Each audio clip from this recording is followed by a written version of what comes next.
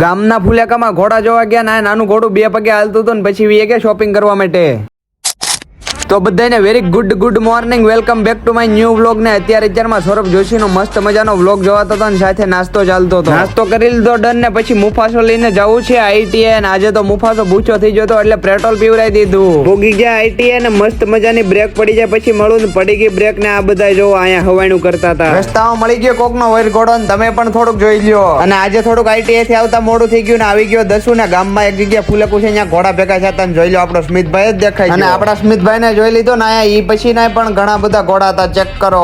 અને થોડીક જ વારમાં પોનીડું દેખાઈ ગયું, બે પગે દોડ્યું જાય ભાઈ. અને પાછળ ફુલેકામાં પણ બધા મસ્ત મજાનો ડિસ્કો કરતા હતા. ત્યાં ડિસ્કો જોયો જાતો ફટાકડાની લહેર મૂકી દીધી મસ્ત મજાની. અને વચ્ચે તો જવાય નહીં પણ વરરાજાની ઘોડી મસ્ત રમાડતા હતા. અને અહીંયા હેન્ડશોટ ફૂટતા હતા, નજારો મસ્ત થઈ ગયો. મારા લગ્નમાં પણ આવો જ નજારો બનાવવાનો છો ભાઈઓ.